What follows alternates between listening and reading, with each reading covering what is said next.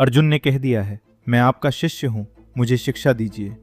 द्वार खुल चुका है, पर अब जो होने वाला है वो आश्चर्य से भी बड़ा है। शरण में आने के तुरंत बाद उसी सांस में अर्जुन फिर कहेंगे, मैं युद्ध नहीं करूंगा। द्वार खुल गया है, पर भीतर की यात्रा अभी आरंभ ही हुई है। यह श्रीमद् भगवद गीता के द्वितीय अध्याय सांख्य योग का तीसरा भाग है और इसी भाग में भगवान श्री कृष्ण अपना पहला उपदेश आरंभ करेंगे। पिछले भाग में हमने देखा अर्जुन ने अपने तर्क एक एक कर रखे और अंत में सब छोड़कर कहा, मुझे नहीं पता मेरा धर्म क्या है, मैं आपकी शरण में हूं। और अब उस रथ पर शरण में आया हुआ वो योद्धा अपना वाक्य पूरा करता है। ये उसके मुख से निकलने वाले अंतिम शब्द हैं। इसके बाद वो बहुत देर तक कुछ नहीं बोलेगा। नहीं प्रपश्यामि ममापनुद्याद यच्छोक मुच्छोषण मिंद्रियाणाम अवाप्य भूमा वसपत्नम वृद्धम राज्यम सुराणामपि चाधिपत्यम। अर्थात मुझे ऐसा कुछ दिखाई ही नहीं देता जो मेरे इस शोक को हटा सके, वो शोक जो मेरी इंद्रियों को सुखा रहा है। इस श्लोक का एक शब्द ध्यान से सुनिए, उच्छोषणम, अर्थात सुखा देने वाला। अर्जुन ये नहीं कह रहे कि मुझे दुख है, वे कह रहे हैं कि ये शोक उन्हें भीतर से सुखा रहा है, जैसे धूप में जल सूख जाता है। पिछले भाग में उन्होंने कहा था, मुख सूख रहा है, शरीर कांप रहा है। शोक केवल मन में नहीं रहता, वो शरीर तक उतर आता है। संजय आगे कहते हैं, एव मुक्त्वा ऋषिकेशम गुडाकेशः परंतपः न योत्स्य इति गोविंद मुक्त्वा तूष्णीम बभूवः। अर्थात ऋषिकेश से ऐसा कहकर शत्रुओं को तपाने वाले गुडाकेश, मैं युद्ध नहीं करूंगा, इतना कहकर चुप हो गए। सुनिए वो वाक्य, न योत्स्य, मैं युद्ध नहीं करूंगा। यही तो वे शरण में आने से पहले भी कह रहे थे। गुरु मान लिया, स्वयं को शिष्य कह दिया और उसके बाद भी वही वाक्य, वही निर्णय, वही स्थान। आचार्य शंकर की जो बात पिछले भाग में आई थी वो यहां प्रत्यक्ष दिखाई देती है। किसी को गुरु मान लेना पहला पग है, अंतिम नहीं। शरणागति द्वार खोलती है, पर द्वार खुल जाना और भीतर प्रकाश भर जाना ये एक ही क्षण की दो घटनाएं नहीं हैं। कितनी बार हम अपनी उलझन किसी के सामने रख देते हैं और रखने के बाद भी ठीक वहीं खड़े रहते हैं जहां थे। मार्ग मांग लेना और मार्ग पर चल पड़ना ये दो अलग बातें हैं। और जिनसे उन्होंने ये कहा उनका नाम है ऋषिकेश, अर्थात इंद्रियों के स्वामी। अभी अभी अर्जुन ने कहा था कि शोक उनकी इंद्रियों को सुखा रहा है और जिनकी ओर वे मुड़े उन्हें कहा गया इंद्रियों का स्वामी। और फिर वो अंतिम शब्द, तूष्णीम बभूव, वे चुप हो गए। दो सेनाओं के बीच लाखों योद्धाओं के सामने एक मौन, और उसी मौन में भगवान ने उनकी ओर देखा। तमुवाच ऋषिकेशः प्रहसन्निव भारत सेनयोरुभयोर्मध्ये विषीदन्तमिदं वचः। अर्थात, हे भारत, दोनों सेनाओं के बीच शोक में डूबे हुए उन अर्जुन से ऋषिकेश ने मानो हल्की मुस्कान के साथ ये वचन कहे। प्रहसन्निव, इस शब्द के साथ एक छोटा सा अंश जुड़ा है, इव, अर्थात मानो, जैसे। मुस्कान पूरी तरह प्रकट नहीं हुई, वो आई और वही रह गई, इतनी ही जितनी एक शोकग्रस्त मित्र के सामने आ सकती है। और ये उपहास की मुस्कान नहीं है, ये उसकी मुस्कान है जो संपूर्ण दृश्य देख रहा है, जबकि सामने वाला केवल एक कोना देख पा रहा है। सारथी को उत्तर पहले से ज्ञात है। वो जानता है कि जो अभी टूट कर बैठा है वो थोड़ी देर बाद उठ खड़ा होगा, और जब उत्तर सुनने से पहले ही सामने वाले की आंखों में वो मुस्कान दिख जाए, आधा बोझ वहीं उतर जाता है। और वो स्थान देखिए, सेनयोर उभयोर मध्य, दोनों सेनाओं के ठीक बीच, न कोई शांत आश्रम, न कोई एकांत गुफा, न कोई नदी का तट। गीता का जन्म वहीं हुआ जहां जीवन सबसे कठिन था। और अब भगवान बोलते हैं, संपूर्ण गीता का पहला उपदेश। जो अब बोलने वाले हैं वे केवल एक बुद्धिमान मित्र नहीं हैं, वे केवल सारथी नहीं हैं, जिनके मुख से ये वाणी निकलने वाली है वे स्वयं भगवान हैं, और आगे इसी अध्याय में अर्जुन उन्हें उसी रूप में जानेंगे। अशोच्यानन्वशोचस्त्वं प्रज्ञावादांश्च भाषसे गतासून गतासूंश्च नानुशोचन्ति पंडिताः। अर्थात तुम उनके लिए शोक कर रहे हो जिनके लिए शोक करना ही नहीं चाहिए। पहला शब्द अशोच्य, अर्थात वे जिनके लिए शोक करना बनता ही नहीं। भगवान ने ये नहीं कहा कि तुम्हारा शोक अधिक है, इसे कम करो। उन्होंने कहा शोक का विषय ही गलत है। आचार्य शंकर इसका कारण बताते हैं।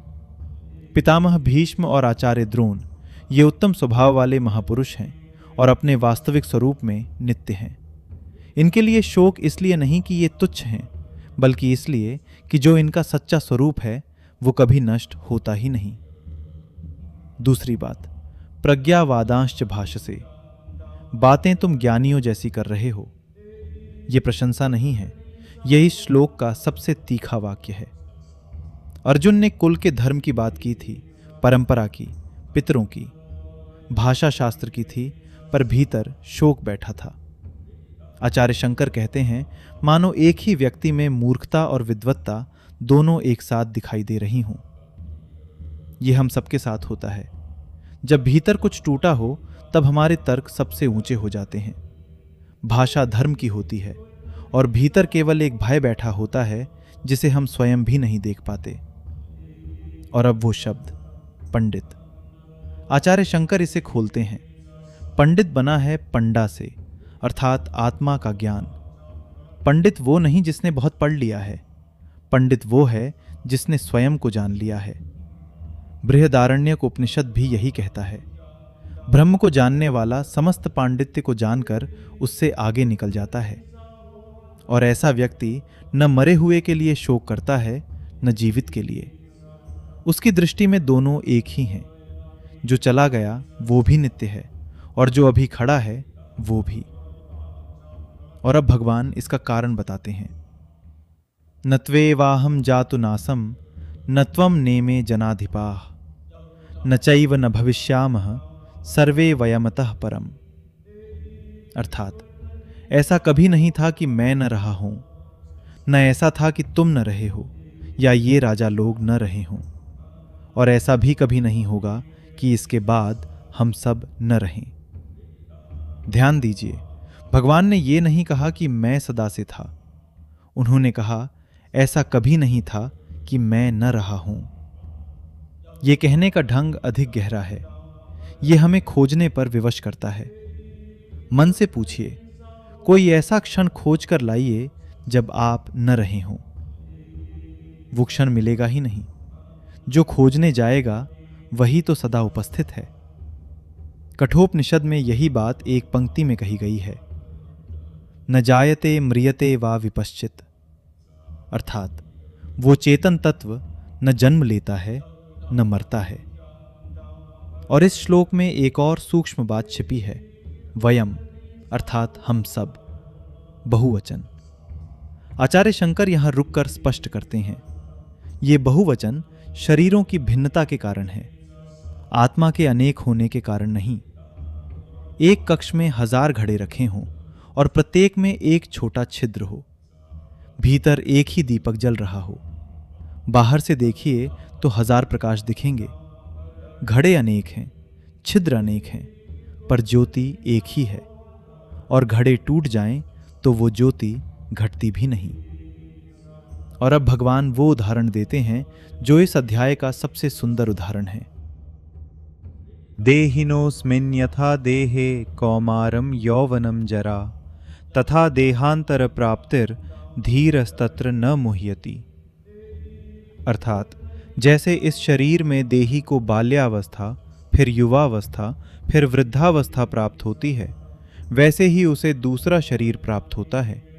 धीर पुरुष इसमें मोहित नहीं होता। पहला शब्द देही अर्थात देह वाला, जो देह को धारण किए हुए है। भाषा में ही उत्तर छिपा है। हम कहते हैं मेरा शरीर, पर जो मेरा कह रहा है वह उससे अलग ही होगा। और अब वह उदाहरण देखिए, बचपन, जवानी, बुढ़ापा। बचपन का वह शरीर आज कहीं नहीं है, एक भी अंश शेष नहीं। और फिर भी कोई है जो कहता है मैं वही हूं, वही जो उस आंगन में खेलता था। अर्थात एक मृत्यु तो हम इसी जीवन में देख चुके हैं, एक बार नहीं, कई बार। और इसीलिए यह उदाहरण इतना सुंदर है। यह किसी परलोक का प्रमाण नहीं मांगता, किसी शास्त्र पर विश्वास नहीं मांगता। यह केवल इतना कहता है, जो तुम्हारे साथ पहले ही हो चुका है उसे एक बार ध्यान से देख लो। और अंतिम शब्द धीर, अर्थात वह जिसकी बुद्धि स्थिर है। भगवान ने यह नहीं कहा कि धीर पुरुष को दुख नहीं होता। उन्होंने कहा वह मोहित नहीं होता। दुख आता है, आंसू भी आते हैं, पर वह उन्हें इतना बड़ा नहीं होने देता कि वे यह मनवा लें सब समाप्त हो गया। पर एक प्रश्न शेष रह जाता है, यदि आत्मा नित्य है तो यह शरीर जो सर्दी और गर्मी सहता है, जो सुख और दुख भोगता है, उसका क्या? भगवान का अगला वचन ठीक इसी पर होगा।